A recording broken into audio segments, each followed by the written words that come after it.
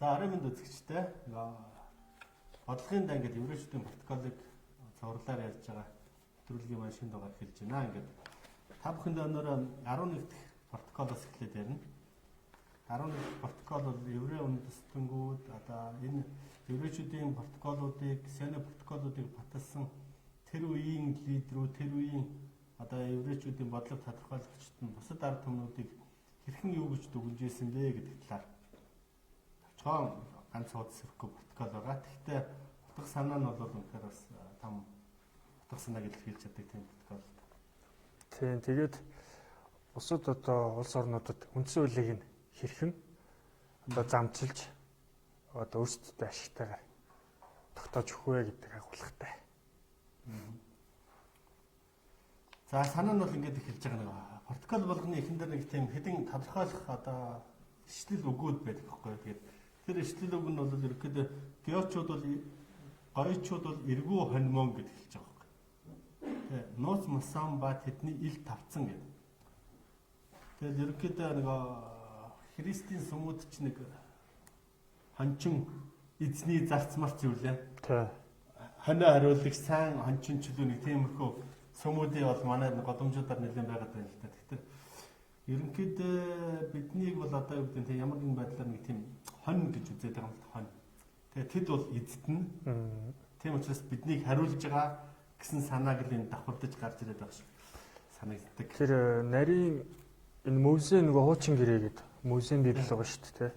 Энэ дээр бол хоньыг хариулахын тулд одоо энэ еврей үндэстнийг хончин болгож дэлхийд дээр илгээсэ гэдэг тийм ойлголт байгаа. За тэгээд энэгээр үргэлжлээд хонь болсон улс орнуудыг одоо хэрхэн үндсэн хуулийг нь тогтоож өгдөг вэ гэдэг гурван ажиллагаа байгаа тийм. За слайдн дээр бол нэг юм санаа авчихсан байгаа. Зүгээр энэ дээр яг нэг сөрөг хонь тал руугаа нэлээд тийм хуулаад явцсан тийм санаануудын одоо орчин үед бас энэ зүгээр протоколуудыг харахад бол зарим нь ингээд хэрэгжээ дууссан. Зарим нь ингээд хэрэгжих шатандаа явж байгаа тийм санаанууд байгаа. Тэгээ хэрэгжээ дууссан санаанууд нь бол бас зарим нь жоохон хэсгээд явцсан юм байна. Геочууд бол сөрөг хонь, тэдний хувьд бол бид чонон юм тийм үү? Хашаанд чон ороход хонь яадгийг та нар мэднэ гэсэн тийм санааг энд хэлсэн байна. Танд дээр ч нэг сайн юугаа гэрээгээ. За шууд дараагийнх слайд өгчтэй. Яг ингэж л да. Сөрөг нөгөө хашаатай хонь одоо хоньны тухай бол бидэрт бол маш их байгаа л да тийм. Хоньны тухай ойлголт бол монголчуудад бол асар их байгаа. Тэгээд хонин дунд орсон чон бол одоо юу гэдэг тэр нёгийг аваад идлээ сэтгэл нь ханддаг байхгүй. Сэтгэл нь ханддаг тийм. Тэнд байгаа хонь болгоныг ямар нэгэн байдлаар хазчий, сэглжий, шүлсдчий санаа намайг. Тэгээд манайд нэг тийм үг байдаг шүү дээ тийм. Нэг чонд бурхан нэг тийм боломж бол 1000 хоньноос нэг идж байгаарэ гэд явуулсан чинь 1000 хоньноос нэг үлдээгээрэй гэсэн тийм тэгс сонсоо тийм өрөөтэй ажилтдаг гэдэг шиг.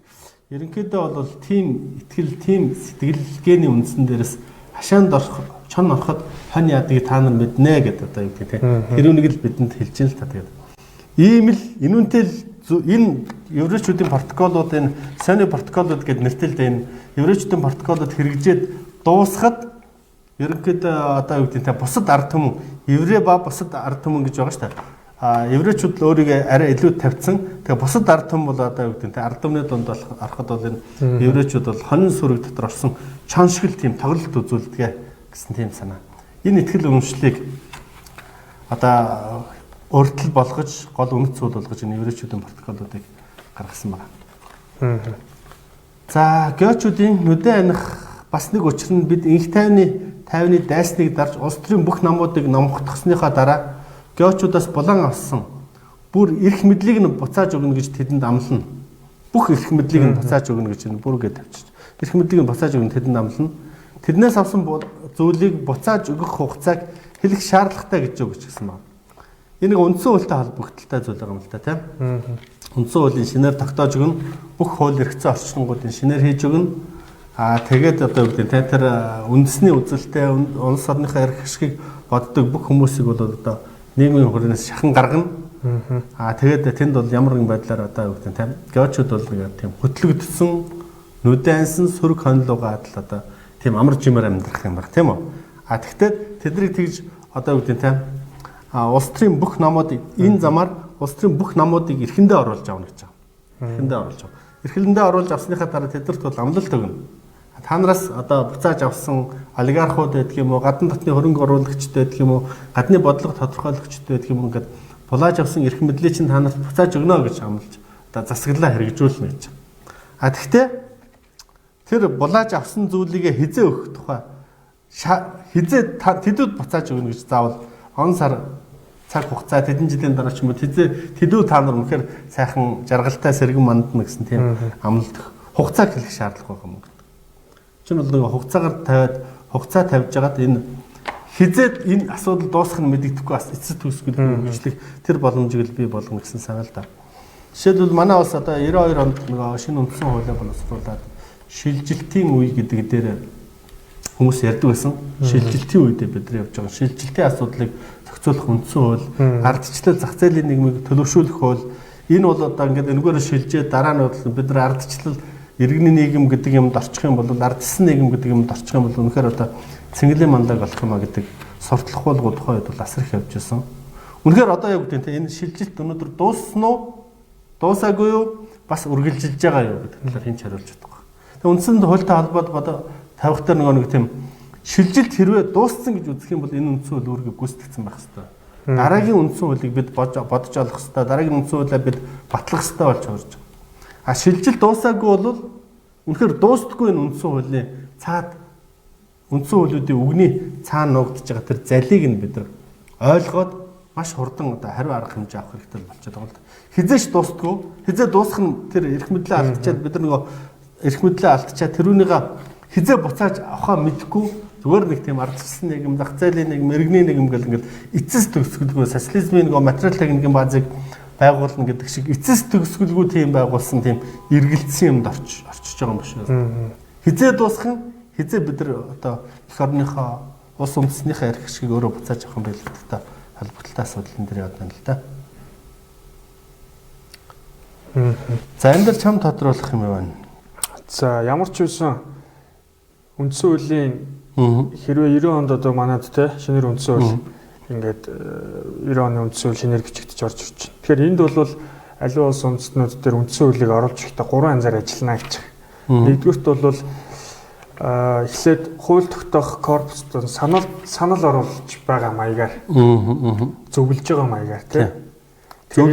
Зөвлөх үйлчилгээ. Тэгэхээр 90 оны үндсэн хуулийн дээр бол олон улсын валютын сан тий. Дэлхийн банк ингээд зөвлөх үйлчилгээгээ оруулж ирээд болсон байдаг. За дараа нь бол зөвлөх үйлчилгээгээ оруулж ирээд бас хангалттай ерөнхийлөгчдийнхаар тухайн улс үндэстний үндсэн хуулинд батлагдах те хэмжээнд хүрч чадахгүй бол ерөнхийлөгч юм уу сенат буюу одоо манхаар улсын хурлаас нь бас дахиж лоббидж оруулж байна. За тэгэхэд тухайн одоо улс үндэстнийх нь хүмүүс магадгүй өөрсдийнхөө итгэл үнэмшил үнцэн дээр одоо зогсоод үндсэн хуулиа ерөнхийлөгчдийнхаар магадгүй яахгүй бол хийхгүй бол шууд нөхцөлийг бүрдүүлээд төрийн хэрэглэлтийг хийгээд.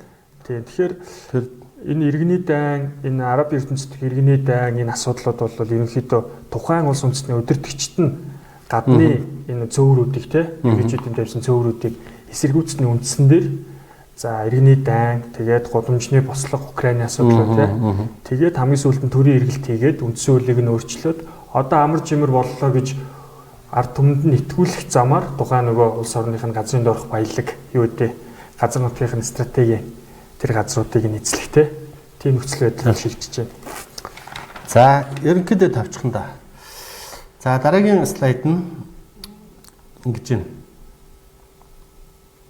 Яах гэж бид бодлого боловсруулан бодлогынхаа далд санааг гойчуудад олж харах боломж олгохгүйгээр ятхан итгүүлсэн бэ гэвэл дэлхийгээр нэг тархсан бидний жүүдүүд шууд хүрч чадхааргүй тэр зорилготой тойруу замаар хүрэх гэсэндээ л тэр гэж байна. Бодлого боловсруулад олж харах цаад санааг нь олж харах боломжгүйгээр ятхан итгүүлсэн бэ гэж тийм үү? Ятхан итгүүлсэн бэ гэхээр үндсэн зорилгоо бол энэ хуулийг, энэ тогтоолыг, энэ төрлийн бодлогыг одоо юу гэдэг нь энэ үндэстэн намсан корпорацуудын орж ирж байгаа өнгөц талаас бол үнэхээр одоо бүхнийг сайжруулах, одоо юу гэдэг нь ардчлалыг авчрах, зах зээлийн нийгэмд оруулах, заашаа өгдөнтэй гадны том хөрөнгө оруулалт, эдийн засгийн өсөлтийг сайжруулах гэдэг ингээд маш гоё амлалттайгаар орж ирнэ. Цаа санааг нь бол хэн ч олж харж чаддгүй. Гэхдээ цаа санаагаа ил гаргахгүйгээр яагаад ингээд ийм тойруу зам ингээд ийм байдлаар яадаг юм бэ гэхээр эдгээр нэг цаг хугацааны асуудал дээр бол огт санаа зовхгүй байгаа байх. Өнөөдөр ч гэсэн үргэлжлээд явж байгаа өмнөх төлөвлөгөө протоколууд нь заавал одоо тэдүүд төрөн гэхгүй энэ бол ингээд тийм асар цаг хугацааны овцод олон л ингээд нэг тийм одоо энэ юуны юм дээр байгаа л та энэ протоколын хамгийн нүүрэн дээр байгаа бэлэгдлийн могон үүсэх цагирыг дугуйч амны битүүрэхэд Европын бүх орнууд бидний ганхан аваханд авчруулагдах юмаа гэж энэ протокол 3-ын одоо ордлын үг гэхгүй. Тэгэхээр энэ нөгөө хүрээг ингээд айчмаар хөмдөг хүмүүст анзаарахтахааргүйгээр мэдрэгдэхгүйгээр яг одоо юу гэдгийг тань ингээд бүх юм болоод байгаа юм шиг тийм байдлаар айжмаар хумаад нэг мэдгэтэл одоо ган авахундаа оруулцдаг гэсэн тэр санаа. Тэр санааг 2000 жилийн турш ерөнхийдөө төлөвлөгөөнийхөө араас явж байгаа шүү дээ. Явж байгаа тийм. Тэр 2000 жилийн хугацаатай харьцуулахад 100 жилийн 150 гаруй жилийн хугацаа 5 10 жил нэг сонгуулийн хугацаа бол нэг л үйл л байна тийм. Нэг асуудал биш. Энэ протокол нь бол одоо нөгөө сионистуудын их хурлаас их хурл дамжаа шин үеэр хүчээр нөгөө хүмүүсээр сэлбээд тэгэл ингээл улам цаашаа боловсронгуй болоод ингээл хэрэгжээд явж байгаа тийм тогтолцоотой зүйл байна л да. За дараагийн слайд нь. За чухам ийм нөхцөл байдал бусдын нүднээс далд байдаг манай нууцлагдмал масоны нууц байгууллагын үндсэн болсон юм аа. Бид бусдын нүдийг хуурч анхаарлыг нь сарниулах гэсэндээ хуурамчаар байгуулсан өөр нэг масоны эндэрт мал гойчуудыг татан оруулсан. Тэдгээр мал гойчууд хөрөх зорилгыг мань мэдээгүй. Тэр ч бүгэл энэ тухай зүүдлээч үгүй. За энэ ч нэг зорилго. Тийм. Одоо дэлхийн бүх еврейчүүдээ хүрэх гээд байгаа нэг зорилго байгаа. Зорилго байгаа. За энэ зорилготой хүрэхин тулд бусад бүх улс үндэстнүүдийг бас нэг хуурамч масоны бүлгэм дүрд нь оруулах нь шүү дээ. Нөгөө нөхдүүд өөрсдөө айгуу далд хөшгөнөөс далд хувилдаад нэг масоны бүлгэн байгуулад тэгээд тэр үгээрээ тэднэр нь бол зүгээр л тавилттай тий. Яг одоо улс орон болгонд ч манай жишээл одоо манан бүлэглэлч гэх юм яриад байгаа шүү дээ. Энд чинь бас нэг бүлэглэл шүү дээ. Масоны нэг бүлэглэл тэгээ Сингапурд очиж нэг 13 4 хүн очиж одоо хэнийг ерөнхийлөгчөө болох аль намыг сонгуульд ялуулах уу одоо хин ерөнхий сайд байх уу гэдгийг шийддэг гэдэг шиг тийм бас л нэг тийм бүлэглэлтэй. Тэгээ энэ харахад бол одоо тэр масоны бүлэглэл бид нар энд нөгөө нэг тийм манантайгаа байлдаад байдаг. Гол цаад бодлогын тохируулж байгаа бодлогын тодорхойлж байгаа хэсэг нь бол цаад нь ингээд хооронд нь хагаралдуулж яс шидэж өгчөө цаана алсаас нь шидэл алсаас нь хараад энэд төхөрнөд нь хүрэл суугаад байдаг. Яг өндөө бол өнөөдрийн нөгөө нэг бидний нүүрэн дээр байгаа бидний тололдож байгаа бидний өрсөлдөж байгаа энэ бүлэглэл бол юу гэдэг нь цаад байгаа эздийнхаа зорилгыг огт ухамсарлаагүй байдаг. Зүүдлээчгүй байдаг ч тийм зүүдлээч. Өөрсдийг бол болж ийн бүтж ийн бид мундагууд гэдэг ингээд хараад явж идэг гэсэн тийм юм байна л да. Тэгэхээр яг хоо бид нар дээр зүгээр яг энэ Монголын нөхцөлд хэн тоглож гинөө төрийн эрх барих байгууллагууд Монголын төрийн шийдвэрүүдийг гаргахад хэн нөлөөлж гинөө гэдэг тэр яг хоо ер нь зүгээр ерөнхийлөгчийн төвш институтийн төвшөнд бол ерөнхийлөгчийн сонгуул тэр төвшөнд бол одоо Оросын талаас бол маш их тийм хүчтэй анхаарч тэнд бас ямар нэгэн тийм нөлөө үзүүлээд байгаа тийм байдлууд анзаарэгдэж байдаг. За их хурл засгийн газрын төвшөнд бол манай урд туршийнхан бас нэлээд тийм өөрийн гэсэн тийм нөлөөлөлттэй байхын талаас асар хэрмэлцэж байдаг байдал анзаарэгдэж байдаг. За яг одоо байгалийн баялаг, газрын ховор элемент, алт зэс, нефт гэх тэдний үнийг тогтоох. За энэ нөгөө лицензүүдийн арилжаа наймаа гэдэг тэр нөгөө Риэтянто тойрсон одоо Канада, Австралийн хөрөнгийн бирж дээр гарцсан тэр компаниудын нөлөөлөл бол асар их байгаа байдал анзаарэгдэж байгаа. Нэг иймэрхүү юмнууд харагдаж байна. Тэгэхээр манад бол одоо юу гэдэг нь 3-4 том одоо масон шинжийн тим бүлэглэлүүдийн тоглолт манай улс орнд явж байгаа. Биднийг тэр 3-4 том хүч ингээд дандаа ингээд хагаралдуулаад хуваагаад одоо юу гэдэг нь биднийг нэг тийм нэгдмэл үзэл санаагүй улс үндэстнийхээ эрх шиг бодохгүй тийм байдалд хүрэхин төлөө тэмцэж байгаа л гэсэн тийм зүйлийн тухай юм байна. За дараагийн слайд нь. За бурхан сонгоо авсан үндэстнээ дэлхийгээр цацсан тараасан. Бусдын нүдэн дээр бидний сул тал гэж харагддаг энэ байдал бидний давуу тал болж биднийг дэлхийг захирах тэр босгон дээр ирүүлээд байгаа билээ гэсэн. За нэгэнд цутгачсан суурин дээр бид барилгаа босгох гэсэн багаахан ажил үлдээд байна гэсэн. Тийм. Яг хөө ингээд ер нь бол зүгээр еврейчүүдийн номлол за тэр Библиэл дээр харж яхад бол нэг тийм еврейчүүд бол сонгогдсон ард түмэн гэдэг одоо бурхны ивэлд багтсан сонгогдсон ард түмэн гэж өөрийгөө үзэх хандлага бол нэлээд байна л дээ тий. Тэгээд дэлхийд яар эдгээр бол тарсан ямар нэгэн байдлаар одоо үгүй тий өөрийнхөө улс үндэстэндээ засаглаад тогтоож чадаагүй улс нь одоо дампуураад тарсан. Тэгтээ очсон газар болгондоо одоо үгүй тий тухайн улсынхаа тийм эдийн засгийн тэр далд сүүдрийн эдийн засаг сүүдрийн засаглалтыг нь бол эрх хүчлээ эрхэндээ авсан байгаа байдал анзаарэгдчихэд ер нь бол тэгээ энүүнийг бол давуу тал болгож ашигласан байгаа. Хэдийгээр одоо үгүй тий тухайн үндэстэндээ уусахгүйгээр хэдий ч нэг цөөхөн байсан ч гэсэн илүү их тийм бид нар оюунлаг, бид нар илүү их ухаалаг, илүү их бүтээлч еврейчүүд гэсэн тийм нэр томыг өөртөө наагаад тэр утгаараа ингээд тэр одоо имиж тэр пиард дагуудаа бол тухайн улс орныхоо эдийн засгийг ингээд атгах хандлагатай байдаг. Өнөөдрийн байдлаар бол зүгээр ерөнхийдөө дэлхийн эдийн засгийн нэг 60 орчим хувь нь еврейчүүдээс илүү их тийм хараат тийм үү? Еврейчүүдийн мэдл магадгүй одоо доллар хэвлэх эрх мань өөрөө бас еврейчүүд байж байгаа ч гэдэг алтан баталгаа долларын үнэ ханшийг хөдөлгөх явдал маань тэдний гарт байж байгаа жишээ нэг гэдэг иймэрхүү байдал дээр байгаа. Бусдын нүднээс харахад бол еврейчүүд тархаа бутархаа өөрийн гэсэн улс үндэсэнгүү газар болгондоо хавчигдаж гадуурхагдаж байгаа юм шиг боловч яг бодит байдал дээр бол энийг бол давуу тал болгоод ашигласан байдаг. Нэг еврейчүүдийн ийм үг байдаг. Нэг ийм Улаанбаатар шиг хотод хоёр еврей нэг нь талах хийдэг, нэг нь гутал засдаг байхад нэг нь баян зүрхэд нэг нь толгойцод байлаа гэж бодоход гутал засдаг гуталчин нь талах хийдэг еврейгээс өглөө болгон очиж худалдаж авахын тулд автобусан суугаад явдаг тийм үү? Гутал засдаг одоо талах барьдаг хүн нь гутлаа анзлуулахаар бол ойр хавийнхаа тэр хэмдэш толгойцод байгаа еврейдээ очиж одоо гутлаа засуулахын тулд явдаг. Ингэж нэгээ дэмждэг тийм байна. Зүгээр яг энүүнтэй харьцуулахад манайд ч бас бидэрт уг нь болж анзаарч харж чадах юм бол бас нэг тийм бурхан сонгосон гэдэгтэй адилхан барьцмаар юм бол уг нь бидэрт байгаа. Бид нар тэрийг ярих тэр пипа гэдэг. Манай Монголын ус тавчаа бол дээд тэнгэрээс зайтай төрсөн гэдэг хэлдэг байхгүй юу? Дээд тэнгэрээс зайтай төрсөн. Тэгээ сонгогдох, заягдах гэдэг нэг 2000 тухай ойлголт ингээд яригдаад байна. Уг нь манай үгдээс бол өөрийгөө тэр заягдсан гэдэг дээр итгэсэн үедээ дэлхийн хэмжээний тийм дэг журмыг, дэлхийн хэмжээний тийм одоо пес Монголиач гэдэг юм уу те дэлхийн хэмжээний тэр инх хамглан амар амгалан байдлыг бол тогтоох. Тийм дэлхийг ингээд гаццсан байсан тэр одоо улс төр бизнес худалдаа арилжаа намаг ингээд нэг тийм хөдөлгөөнд оруулж ирсэн тийм байдлаа. Тэгэл чимэг болчихсон. Тэгээ уг нь зүгээр бид нар энэ еврейчүүдийн протоколыг яриад байгаа бас шалтгаан нь бидний цаад амин чанарт уг нь бол нэг тийм итгэл бол байгаа шүү өөдөн татчих чадвал хүмүүс итгэж чадвал дээд тэнгэрээс заягдж төрсөн гэж тэнгэр язгууртай тэнгэр байсан тэнгэр харсан гэдэг нэг тийм тэгээ цайс үнэхээр дэж хүртэл одоо хангаа дэлхий тэнгэр хангаадаа өргөдөг ч юм ингээд яс заншилд бол бас нэг юм байгаад байгаа. Тэгээд бид нар энийг бол уг нь олж хараад тордоод одоо шигжир алтыг гялалзуулаад ингээд аваад явал уг нь бол бас энэс дутуугүй юм бол бидэрт бас байгаа гэдгийг бол хэлж болмоор л. Тэгээд дараагийн дараа бол энэ бодлогууд маань явсаар гад бас өөрийнхөө улс үндэстнүүдийн бодлогын тухай ярих тэр өдөр ирэх байхаа гэж итгэж байгаа. За ингээд энэ дээр чамд ямах яах нэмэх вэ? 11-р протокол маань хэлэхдээ ингээд дуусч байна. 12 дахь протокол. 12 дахь протокол.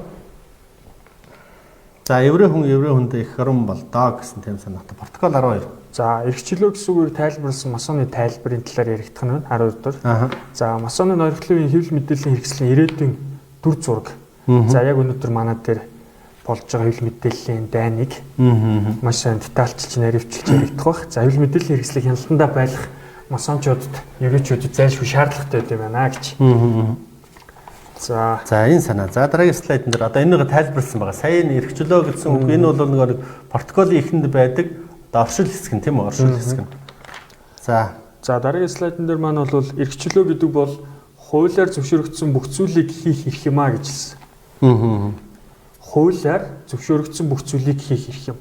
Тэгэхээр эрхчлөө гэдэг бол хууль юм бол хуулиар зөвшөөрөгдсөн эрхийг бүх зүйлийг хийх эрх юм бол хуулийг яаж баталж байгаа вэ? Тэгэхээр хуулиар юу ч хийж болно тий.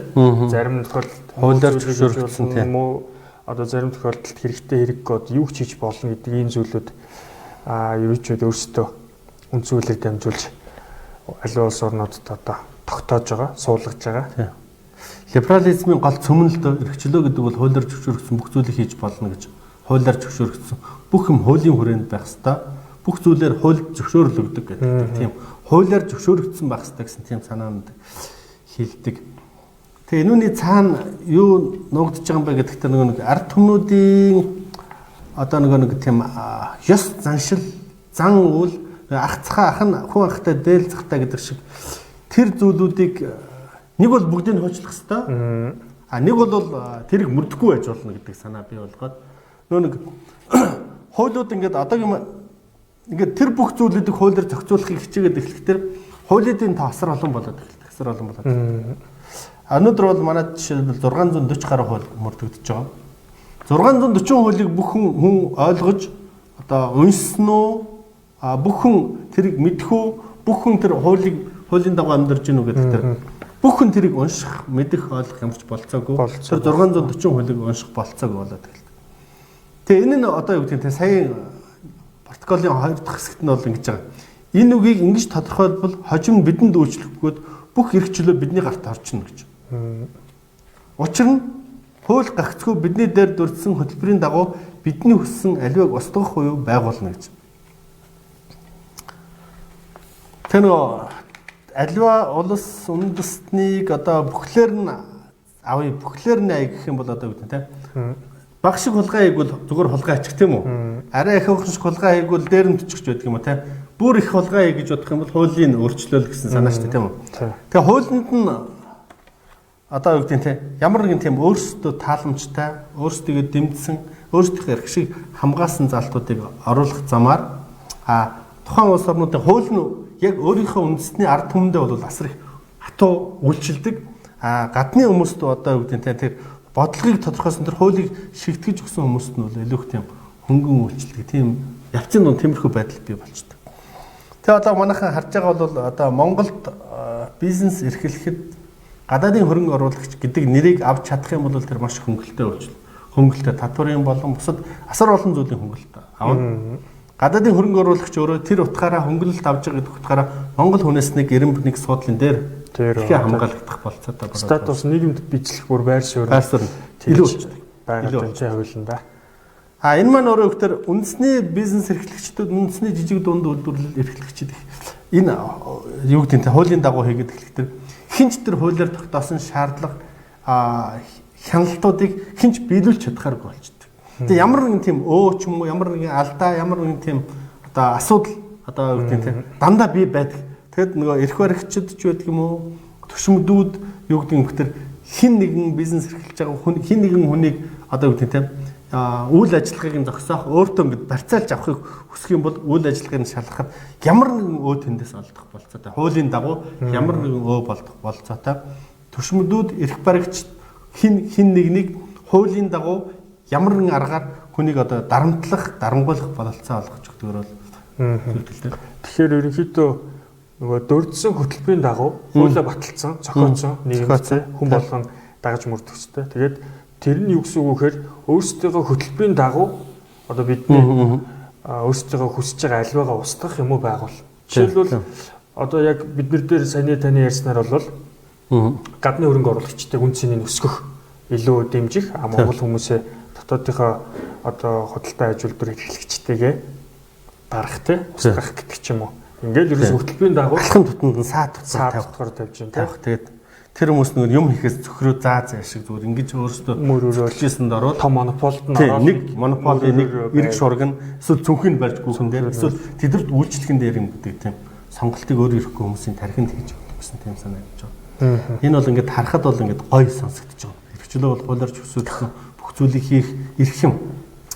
Тэгсэн мөртлөө энүүний цаана болж байгаа үйл явц бол үнэхээр бас тухайн ард түмнүүдийг дэлхийг яаж өөрийнхөө тэг журамд оруулах гэдэг талаар асар их тийм инэрэнгүү харахад гоё юм шиг мөртлөө цаагуур нь маш харгисаар бодсон тийм л одоо тогтолцоо болж таарад байгаа юм л да.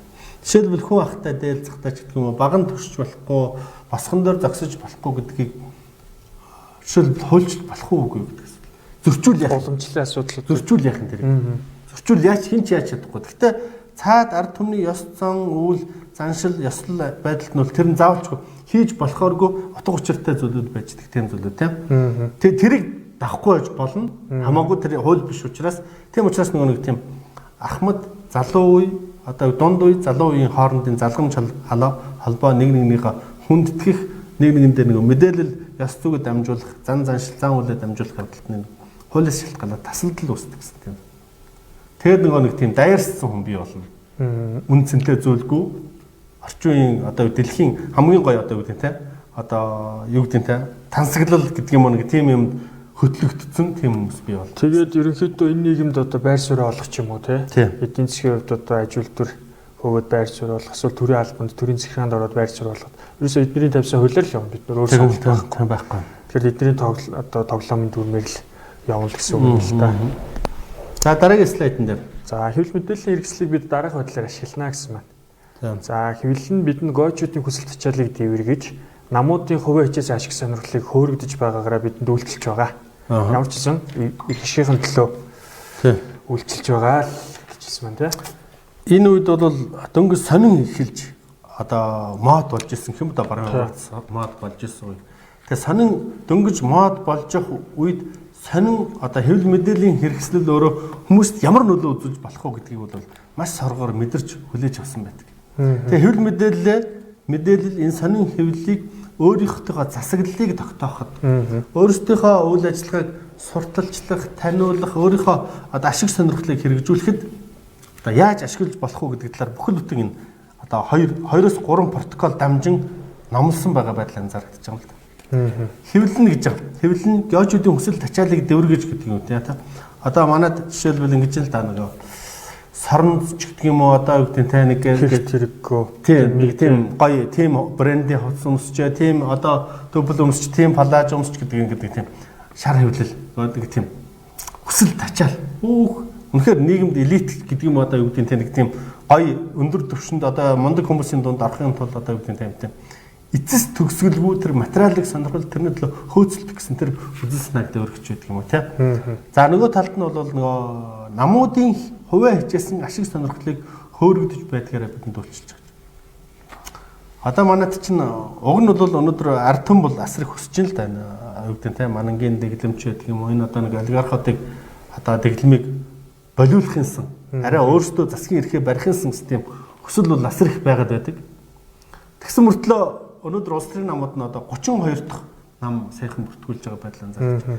Нам болгон би мундаг би мундаг манай намлж чадна тэднийх навш гэдэг тэр ингээд нэг хараад зүгсэн хэсэг одоо юу гэдэг нь бүлэглэлүүд би болоод эхлэхдээ хүмүүс явах дээр тэн дунд нь аль нь ч ялгаагүй аль нь сонгосон яадаг юм гэдэг тийм хууль үйлчлэл. Тэгээ энэ нь өөрөө юу гэдэг тэр нэг хулгайчууд, лооврчд, авилгалчид, хэл ахуулчид дандаа сонгогдож явах тэр боломжоо энэ намуудын тоо хичнээн нэмэгдэн хүмүүс хэдийчнээ олон хуваагдана төдөж нэг тэр хүмүүс сонгогдох болцоо нь бүрдэж байдгаараа тийм бүрдэж байдаг тийм зүйн тогтолтой болж таарч байгаа. За протоколын дараагийн слайдн дээр за хэвлэл мэдээллийн хэрэгсэл нь хий хоосон шудраг бус худал хуурмаг байдаг тул чухам юунд үйлчлээд байгааг ихэнх хүмүүс огт ойлгодоггүй. Хэвлэл мэдээллийн хэрэгсэл ингээд нийгэмд эргэлтэл мэдээ явж байх хэрэгтэй гэдэг л ойлголттой болохоос биш яг цаана нь яах гээд байгаа юм те тэнд үйлчлээд байгаа гэдэг нь ихэнх хүмүүс тогтоо ойлгодгүй. Харин бид үүнийг имэйллээд хазарыг нь хатуу гарт татуулах бөгөөд бусад хэвлэлийг ч юм уу юм болгоно гэж байгаа. Энэ хідэд юм болгох юм гэхээр ерөөчөд өөрсдөө бүгд найрамд тохирсон үндсэн хуулиа тухайн улс оронд тогтоогоод одоо хэвлэл мэдээллийг натгаж эхэлнэ гэж байгаа. Тэгж байгаа. За имэйллээд хазарыг нь хатуу гарт татуулах гэдэг нь юу гэсэн үг гэхээр одоо нэг хаалт ингэрээ те тийм юм хэвлэж болно, ийм юм хэвлэж болохгүй. За ямар үед хэрэгтэй мэдээллийг ямар хүмүүст нь хүргэх үү гэдэг ч юм уу тийм. Энийг бол манай нөгөө намууд, улс төрийн намууд одоо манай томчууд гэж хэлдэг хүмүүстэй тэд нар маш их тийм соргоор мэдэрч хүлээж авсан байгаа энийг. Жишээлбэл одоо бүх телевизүүд бүгдөө цаана хин нэгэн эзэнтэй. Тэр эзэд нь бол улс төрч тийм үү. Дандаа их хурлын төвшний, засгийн газрын төвшөнд өндөр ажил албан тушаал арчсан хүмүүс бүгдөө телевизтэй болсон. Эхлээд бүгдөө сонтой болсон. Дараа нь бүгдөө телевизтэй болсон. Одоо бүгдөө сайттай болж байгаа байхгүй. Сошиал тий сайтай. Пэйж хуудастай бол. Facebook-ийн пэйж тий бас тий. Тэгээд сая нөгөө ерөнхийлөгчийн сонгуул болон тэр өмнөх сонгуулиудаар явах тэр нөгөө маш олон дагагчтай бүх аккаунтууд, бүх пэйж хуудасуудыг бүгдийг худалдаж авсан тийм үү? Тэргээр янз бүрийн бусдыг гүтгсэн, бусдыг харлуулсан, эсвэл үүдээ те нийгмийг ингээд самруулах гэж чиглэсэн мэдээлэл ингээд зогсоож өөрийгөө хөөргсөн тий. Зогсоож чөлөөгүй ингээд асар их мөнгө төлөөд одоо ингээд цацаж ирсэн л дээ. Тухайлбал одоо Facebook ч н одоо Facebook төлж байгаа мөнгөөрөө бид нөгөө спонсор хийж төлж байгаа мөнгөөрөө бид нар бас дэлхийд нэлээд дээгүүр Азитай бол бараг тэргүүлэх хинэн хүрээд очсон гэж байгаа. Бид нар асар их мөнгийг энэ хүмүүсийн тархийг угаахад одоо энэ хэвлэл мэдээлэл зориулсан ингээд цацаж байгаа юмнууд байж байгаа. Яг тэрүүгээр нөгөө Facebook компани Facebook-ийн одоо брендийн үнэлгээнд ч гэсэн дэлхийд ихний 5 доо ороод ирсэн байгаа шүү тий. Тэгээд хараа бид түүнийг имэйлээд хазаарыг нь хатуу гарт татгуулахгүй бус төвлөгч мөн юм болгоно.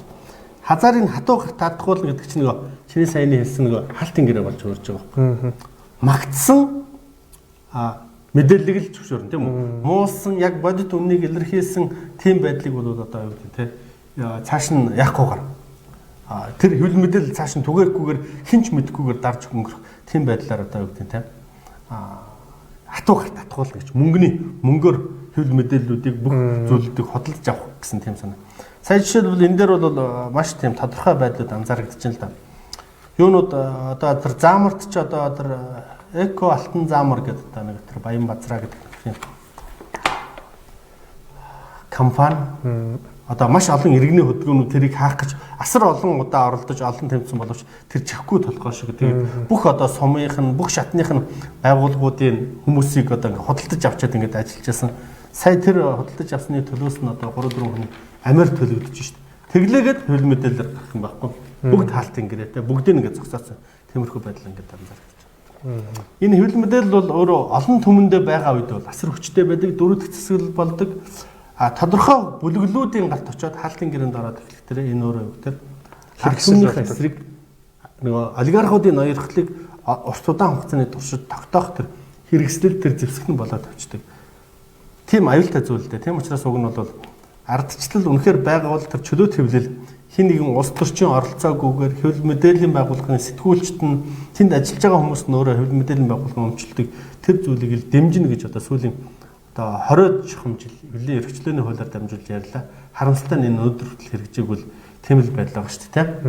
Хөвлийн эрхчлөөгээд сэтгүүлчнэр нэг юм яриад байдаг. Тэгээ улс төрчнөд маш их ашигтай учраас энийг ингэ тавьж явахгүй шүү. Зүгээр л хий хоосон хөөсрүүлээл, яриулаал байгаа боловч хизээш тэр эрх мэдлээ тавьж өгөхгүй гэсэн. За дараагийн слайд. За хэрэг хөвлөл мэдээлэл дэлхийд болж үйл явдлын талаар гойчууд бидний тэдэн зүйлсэн нүдний шилний өнгөт шүүлтүүрээр харддаг болох хүртэл оюун ухаанд нөлөөлж чадах болтол одоо энийг үйл ажиллагааг үргэлжлүүлнэ гэсэн тийм санаа. Тэр болтол нь тийм өнгөт шилээр одоо бид нар энэ хөвлөл мэдээлэл чинь нэг цаанаасаа нэг угаагдсан одоо бэлтгэгдсэн тийм өнгөт шилээр харж байгаа. Цаад мөн чанарын бодит мөн чанар нь хинч бодит мөн чанарын тухай, бодит байдлын тухай, бодит үнний тухай хинч мэдэх бололцоогүй. Зөвхөн одоо юу гэдэг нь ингээд өнгөц харуулахыг хүссэн зүйлийг л харж байгаа. Эндээс юу гэдэг хүмүүс ингээд тухтай бодох ч юм уу одоо юу гэдэг эргцүүлэн бодоод бясалгаад цаана байгаа мөн чанарыг ойлгох тийм ямар ч зав чөлөөгүй. Одоо ингээд саяын 7 хоногийн сенсацууд ч одоо юу болоод өнгөрчлөө юун дээр одоо хүмүүс ингээд сенсацлал нэг мэдээлэл нэг сэдв одоо үгүй тийм нэгээс 2 хоногийн дотор л одоо 2 хоног л ард түмний дунд одоо үгүй тийм ажилтдаг байдаг. Одоо тэгэл тэрс дараа мартагдал дараагийн шин сэдв гараад ирдэг тийм үү. Тэгэд нэг тийм цэцгнээс цэцгэнд амжих ирвэх гэдэг шиг нэг тийм сенсацаас сенсацийн хооронд сенсац хөөж бид нар нэг тэгэл амьдарч идэг тийм л зуршилтай болчлоо л. Тэгээд сонгуулийн өмнө нөгөө инх бол дарагтай ярьж исэн Монгол телевизийн захирал бүсгүй ард түмэн гэдэг хүчин бол юу лээ? Цагаан цас л. Цагаан цас. Тэ тэн дээр юу ч хамаагүй бичих гэж байдаг штэ биш гэд. Сонгуулийн үеэр ингээд ярьж хахад бол нэг тийм намуудын PR дээр ажилладаг залуучууд тий өгөнд бол нэг иймэрхүү банк яригддаг юм л л да. Ард түмний тарих бол ингээд ийм хушиг шиг тарихтай тийм үү? Хушиг шиг тийм жижигхэн тарихтай тэр жижигхэн тархинд нь таарсан юм гэдэг. Нэг л юм үг Олон юм ирвэл над бол ч сонсохгүй, ойлгохгүй. Тийм учраас нэг л одоо юу гэдэг нь те шунлын хөдөлгсөн нэг л юм үг гэсэн. Тэрийг ал сурталчил гэсэн тийм уриатал байдаг. Тэгээ би тэр залуучуудаа бас заримдаа ингээл та нараа арайч Монгол хүн штэй чинь уг нь бол сонгуулийн хооронд ард түмчний олон их гэгээр илүү их юм боддог болж илүү их тийм сэтгэлгээ нь чөлөөлөгдөж илүү их юмыг олон талаас нь харж байхын төлөө ингээд та нар уг нь ажлууд илүү их тийм боломоор байхын тэгээд энэ ард түмэн энэ улс орондоо та нар юу хайртай юм уу эсвэл зүгээр юу гэдэг тийм энэ ард түмнийг дорд үзээд дээр нь гიშгчээд олон дагшиг дээр нь гарах нь чухал юм гэдэг. Гэхдээ яг бид нар тэгэл гэж мөнгө төлсөн юм чинь бид нар юу нэг төлсөн мөнгөнд нь мөнгөнийхөө төлөө ажиллах хэрэгтэй л гэсэн тиймэрхүү юмнууд ярьдаг юм байлээ л дээ. Тэгээд ажиллаа л гэж тийм цалиа хийчих бол тэлдэг. Тийм. Ажиллаа хийж болно л да хүн. Цалиа авдаг ажиллаа хийж болно. Гэхдээ цаана нэг тийм элэг өр сэтгэл өр зүрхнээсээ гэдэг нэг тийм байх хэрэгтэй болоод байгаа юм л да тийм. Тэгээ өнөөдрийн бид нарт одоо тийм ажиллаа хийж байгаа хүмүүст тийм өр зүл сэтгэлээсээ өр зөөлнөр тэр нийтийн эрх ашигын төлөө хөрхи ард түмнийг нэг 3 сая хүнийг сайн сайхан амьдруулчих, илүү их тийм оюун санааг нь тэлчих, одоо илүү их ухаан суулгах, илүү их боловсралтай болгох, илүү их сайн мэдээлэл одоо мэдээллээр цэнэглэх гэсэн тийм хүсэл өрмөслөл бол одоо хүнд ч алга л та. Хүнд ч алга. За тиймэрхүү. За шил зүглэгчлээ. Шил зүглэгчлээ тийм.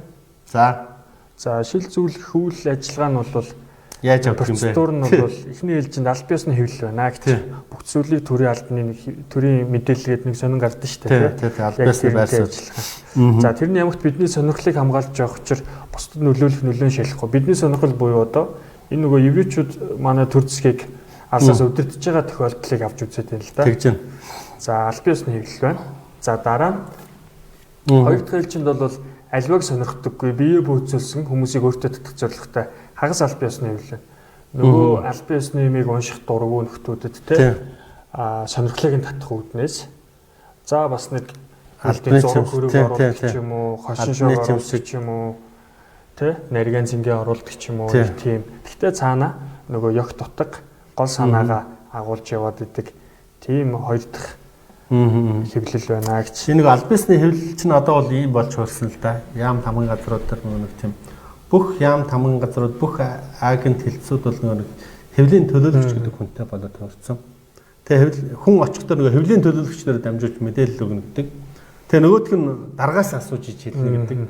Тэгээ тэнд хэлж байгаа зүйлүүд бол хэний ч сонирхол татдаггүй нэг тийм болоод хөрчиж байгаа. Тэгээ тэрний нөлөө бол тэр яг үг тэр дандаа нөгөө эрх мэдэлтэй хүмүүс дарга нар албан тушаалтангуудыг хамгаалж идэх учраас бусдад нөлөөлн шалахгүй. Гэхдээ асуудал гарахад яадаг вэ? Бид нар албан ёсны мэдээлэл өгсөн гэдэг чинь гэсэн тийм байдлаар нөгөө болтох хэрэгсэл болдог. Дараагийн ээлжин дээр нөгөө слайдн дээр хоёр дахь ээлжинд гэдэг юм. Хоёр дахь ээлжинд аливааг сонирхдаггүй бие бөөцөлсөн хүмүүсийг өөртөө татах зорилготой хагас албан ёсны хэвлэл байна гэж. Энэ нөгөө саяын битээр ярьсан нэг тийм хөдөлгдсөн хаалтын гэрээнд орсон тэр сонин сайт хэвлэл мэдээллүүд гэсэн санаа. Энэ нь бол тэр нэг харахад бол эдгээр нэг чөлөөт хин нэгэн одоо компаниуд бизнесийн байгууллагууд харагдаж яадаг. Гэхдээ тэдний эрх ашиг нь яг уу гэдэг тэр дандаа тэр эзнийхээ төлөө эзнийхээ өсвөл бодол эзнийхээ ашиг сонирхолд үйлчилж явах хэрэгтэй тийм хагас аль биесны хэвлэл. За дараагийн слайд. За гуравт нь сөрөг хүчин байдлаар ядаж нэг боловч сонин биднээс тэс өөр үзэл баримталтай олон нийт харагдах хэрэгтэй байгаа тань тийм. Тэгэхээр тэр өвөө шиг шидэж өгч байна. За өөрсдийг нь муулж идэх тийм. Тэгэхээр тухайн төр засгийнх нь одоо бидний дайснууд гэж хэлжээд байгаа тэрхүү хүмүүс нь хуурамч сөрөг хүчнийг өөрийн талынхаа хэмээн хүлээн авч өөрсдийнхөө хөзрийн модыг бидэнд дэлгэн тавина гэж. Тийм тухайлбал одоо энэ хэвлэл мэдээллийн 3 дугаар зэрэглэл нь яг уу гэдэг тэр жоохон хүчгүй. Тэгтээ тэднийг зарим хэсгийн дүр зориуд бодлохоор чөлөөтэй ажиллах боломжийг хайгдаж байгаа. Тэр нь яг уу гэдэг тэргээр нөгөө нийгэмд шүүмж өрнүүлээд ингээд яваад эхлэхдээ хүмүүс нэг одоо жишээлбэл энэ ТV 4-өр гарч байгаа шиг энэгээр ингээд чөлөөтэй шүүмжилж болж байгаа шиг одоо ТV 4-дөр жишээлбэл маш олон хүмүүс ингээд шүүмжлэл үзэл санаатай маш олон хүмүүс ярьж байгаа хөөх тийм. Энүү шиг иймийг байлгаж гэсэн санаа бодол. Зориудаар байлгаж. Тэд нар яг тэгэл амьдарч их. Яг уу гэхдээ нөгөө сөрөг хүчний хүмүүс, нийгэмд байгаа арай өөр үзэлт бодолтой хүмүүс нөгөө нэг тийм шүүмжлэлт хэвлэл мэдээллийн байгууллагууд бүгдөө шавна. Тэгээд тэрүүгээрээ ямаа ярина. Ямаа ярихт нь энэ хинбэ гэдгийг цаанаа ямар үзэл бодолтой, ямар итгэл үнэмшилтэй хинбэ энүүнд итгэж болох уу гэх юм уу гэдэг те. Тэр байдлуудыг эсвэл эдгээр нэг өөрийнхөө дайснуудыг илүү хурдан хугацаанд тэрүүгээрээ дамжуулж таньжаа гэсэн тийм санаатай л байна. Дахлаа нь болж ин л да тийм. Зориудаар бий болгосон тийм одоо өгөөш юм да. Өгөөш юм ба да. Тэгээ тухайлбал одоо юу гэдэг те. Хэрвээ одоо зүгээр манай Монгол улсыг еврейчүүдийн засаглал одоо юу гэдэг те нөлөөлөлд ор байгаа бол одоо чивтэр тэр хүмүүсийн дайснууд нь болох жишээнэ ч гэдэг юм уу те. Тиймэрхүү байдлаар ингээд гаргаж ирэх тэр байдлыг бий болгох гэсэн тийм санаа. Тэгээ хөзрийнхөө модыг одоо юу гэдэг тэргээр одоо энэ телевизээр жишээлбэл маш олон хүмүүс дэлгэж тавьж шít. Одоо тэгстэй, ангихстай, нийгмийг өөрчлөх хэрэгтэй гэдэг. Энийг ингээд сонсож хинжээ гэсэн тийм боломж байгаа. Тэгэхээр хэвлэл мэдээллийг бол өөрийгөө магтуулж нэг ашиглах нь шүүмжлүүлж бас нэг ашиглах. Шүүмжилсэн ч гэсэн тэр хүмүүс бас ашигтай байдаг тохиолдол байна гэсэн. Тийм л байдал байна л да. Тэгээд хэвлэл мэдээллийг хамгийн гол нь нийгэмд байгаа анархист гэдэг ч юм уу эсвэл өөрсдөө дайснууд гэж үзээд байгаа тухайн засгийн газрынхаа эсрэг гэж үзэл санаатай байгаа ерөөчүүдийн бус ирэх ашигтай тэр улсуудыг л урьдчилан харах тэр л үйл ажиллагаагаар хэлж байна. За дараагийн слайдн дээр. За тэд энэтхэгийн нэгэн бурхны баримл шиг 100 гаруй гартай байж гар болгоноор нийгмийн санал бодлын судсыг барина гэж. Зүрхний цохилтод ширүүсэд ирэхэд эдгээр гарууд бусдын үзэл бодлыг бидний хүрх зорилгод чиглүүлэх бөгөөд сэтгэл нь хөдөлсөн эдгээд өөрийн ухаанаа алдаж бидний ятгалганд амар хэлбэр орох юм. Тэгэхээр еврейчүүд бол еврейчүүдийн нэг онцлог нь лидер маш их уншдаг ард юм. Хаана хэн байна, юу хийж чинь, ямар үзэл санаа, ямар итгэл үнэмшил байна гэдгийг бол бүр эртнээс нааш уншиж ирсэн, одоо ч уншиж байгаа ард юм л да. Тэгэхээр одоо 200 жилийн өмнө ч юм уу 200-300 жилийн өмнө еврейчүүдийн протоколыг бичиж яах нэг баталж яах үедээ ч гэсэн энтхих байгаа одоо бидний нэг үзээд байгаа буддийн шашны тухай асар гүнзгий ойлголттой байсан гэсэн санаа шүү дээ. Бурхны дүрийн хүртэл одоо гэдэг нь өөрийнхөө ярианд оруулж, протоколд оруулж яг тэрүү шиг ажил гэдэг ингээд бодиттой харагдах жишээг нь тэрүүгээр болгоод ингээд татаад ашигласан байх жишээ нь харж шүү дээ. Тэгэхээр нийгмийн аль нэг анги бүлгийн зүрхний цохилтод ширүүсээд одоо тэмцэлч үт юм уу эсвэл нэг тодорхой нэг үйл ажиллагаа санаачлагын араас яваад хэлэхэд тэд бол зүрхний цохилтод ширүүссэн байгаа учраас илүү автлаг тий яриа өөрөө ятгалханд нь илүү ороход амархан юм аа. Тэрийг нь өөрсдөө ашигтай чиглэлд чиглүүлээ гэдэг. Одоо манайд ч нөгөө би болж байгаа иргэний хөдөлгөөнүүд, иргэний нийгмийн байгууллагууд чагсаал цуглаа хийж байгаа хүмүүс чинь 1 жил 2 жил болоод ингээл задраад алгуулдаг байхгүй.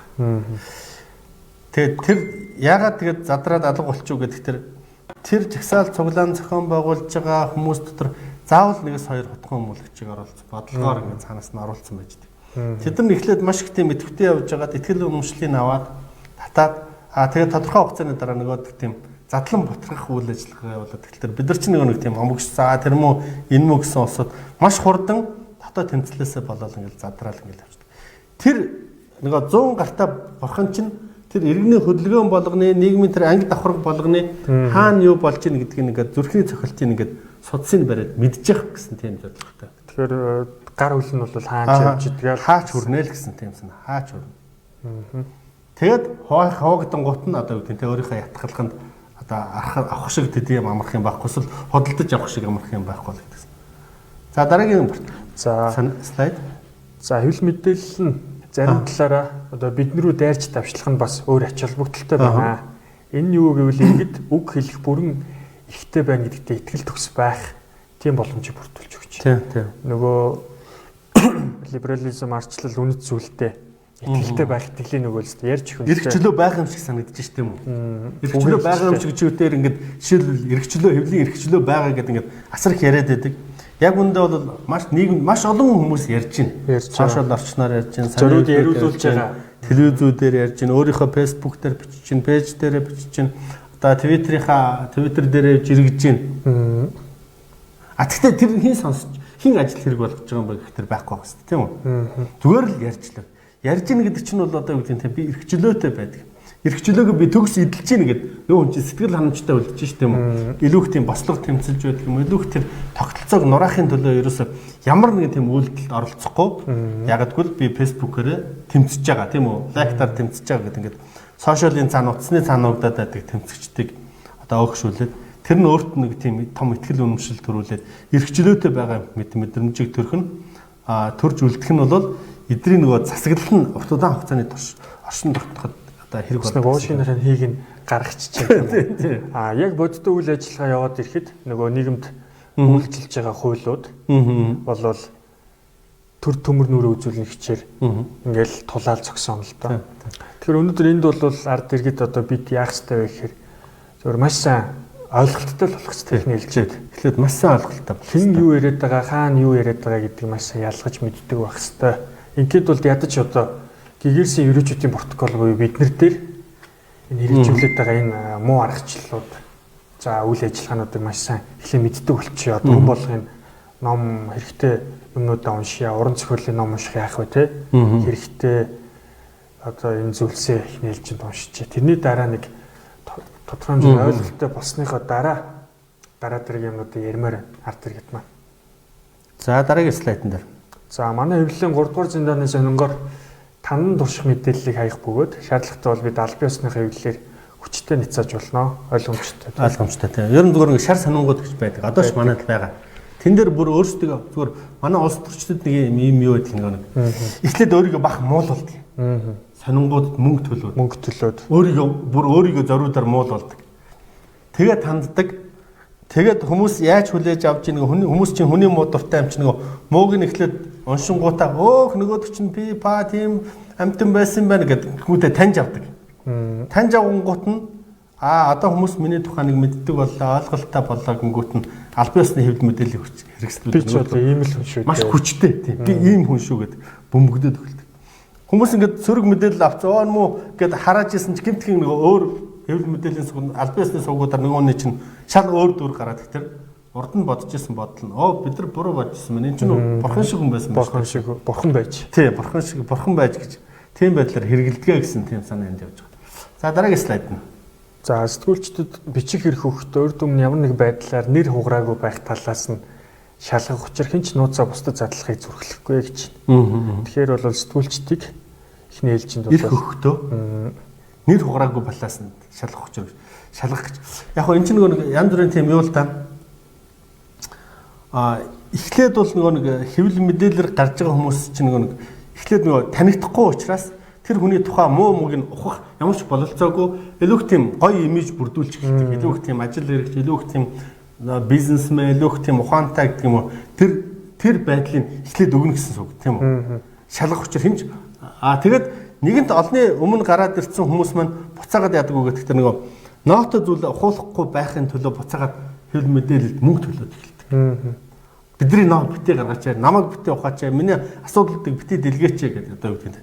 Тийм учраас сайд ялаа хоёрыг сонингоор алдаг гэдэг нэг үг гарсан ш тийм үү? Тэгж болно. Тийм одоо магадгүй бүр зориуд одоо тийм цаана асуудалтай нэнтгтэй хүмүүсийг ингээд одоо их тийм гигэн дүрээр эхлээд олон нийт таниулаад гаргаад ирснийхаа дараа нөгөө талаас нэг барьцааж авах тэр боломж болцоогоо бий болгож үлдээ гэсэн тийм санаа авчих. За дараагийн слайд. За бидний сансан бодсон зүйл хөдөө орон нутагт илүү тархнаа. Үүгээрээ бид нийслэл хотны хизээ ямагт хөдөө орон нутгаас тусдаа бие даасан найдлага, гордлого, хүсэл эрмэлзэлтэй байдаг мэтэр тэдэнд ойлгуулнаа. Гэжтэй. Хөдөө хот хоёрыг хооронд нь дайсагнуул гэсэн санаа явж байна тийм үү? Ойлголтыг нь л өөрсдөнд нь хооронд хөдөөнийх нэг арк хэвээр нь үлдээ гэсэн санаа. Юу ч шидсэн, хөдөөнийх нь юу ч шидсэн тэр хөдөөнийхэн илүү их ойлгоно. Тэгээд хотынхан хөдөөнийхэн гэдэг тийм хоёр нийгмийн анги давхарга бий болгох гэсэн болохгүй бол тийм үү. Тэгээд тэр хооронд мэдээллийн ойлгоцсон маш том зөрүү байгаа учраас хоорондоо бол одоо юу гэдэг хязгаарч эвлэрдэггүй нэг талдаа. Нөгөө талдаа юу гэхээр хот хөдөө хоёр тусдаа бие даасан өөр ингэсэн ихтгэл үнэмшилтэй бий болоосаа олж ирж байна тийм үү. Тийм учраас манайхан ч хөдөөнийхэн Гэт нэг хэсэг хотынх нь бол хөдөөнийхнөө үзээ ядаад хөдөөнийхнөөс болоод байна гэдэг. Хөдөөнийх нь болохоор хотынхан бол хулгайчлаа өөрчлөлт гэдэг нэг тийм иймэрхүү англиг бий болгох гэсэн тийм санаа. За дараагийн слайдыг ярьчаа тэгээ хөдөөлөө өндөрлөө. За инкийн учир гэвэл төрийн эргэлт боллоо гэхэд болсон асуудлыг хөдөөний ард түмэн буюу ард олны ихэнх нь хүлээн авсан гэсэн сэтгэл зүгээр нийслэлийнхээ ойлгож хүлээн авч үзэл бодлоо элдв байдлаар илэрхийлэхгүй байх юм чухлаа. Тийм. Нийслэлийн одоо юу гэдэг те нэг тодорхой хэсэгт нь л ойлгуулчихад энэ бол хөдөөнийх нь тэртээ дөрөв ойлгоцсон хүмүүс хэтэртэй дөрөв дагж байгаа гэдэг одоо юу гэдэг те нэг санал худалдах тухай асуудлыг одоо нийгмийн сүлжээгээр яриад эхлэнгүүт нөгөө нийгмийн сүлжээнд дэр байгаа ихэнх хүмүүс хөдөөнийхнийг зүхээд эхэлж байгаа байхгүй та нар мөн орчноо тулгаачууд та нар саналаа зарсан гэдэг ингээд юу гэдэг те тиймэрхүү байдлууд бий болгоод эхэлж байгаа гэсэн цаа. За хөлөөч илэрхийлэхгүй тэгээд ингээд хүмүүс нөгөө нийгминдээ хагарал бий болоод тэр хоорондоо ингээд үл ойлголт бий болоод тэр өөрийнхөө эрх шиг хамгаалж ярьж чадхаа болоод ингээд новчонд орчдөг. Тэгээ нэгнийгээ хараад байдаг гэсэн тийм санаа ингээд явж байна гэсэн. За дараагийн хамгийн сүүлчийн слайд байна. За гэмтэргийн илрэл гарсан ч тэр нь хохирогч эсвэл тохиолдлоор гэрч болсон хүмүүсийн хүрээний сайлах хэсэг бай гэсэн. Тийм. Гэмтэргүүд. Одоо авилгал хэл ахуул одоо та янз бүрийн тийм асуудлууд гараад байна шүү дээ тийм үү? Одоо сая шүүгч хүртэл шорон нас орж байна. Гэхдээ одоо тэр зоргийн асуудал гэлэх чинь л тэгтэл тэр зөвхөн тэр гिच хэдэн хүний хүрээнээс л энэ хальдаггүй. Тийм учраас тэр хүмүүсийн нам дарчих тэр нэг тийм нийгмийн сэтгэл зүг хөдөлгөхийн тулд яаж тоглолт үзүүлж болж байгаа гэсэн тийм санаа. За нэг тавчхандаа нэг ийм 12 дугаар протокол одоо нэг тийм хэвлэл мэдээлэл болон бусад зүйлээр дамжуулаад хүмүүсийн сэтгэлгээг яаж хуваах уу, угаах уу, яаж барих уу гэдэг талаар тэр зүйлийн тухай ярьлаа ингээд анхаарал тавьсан та бүхэндээ баярлалаа.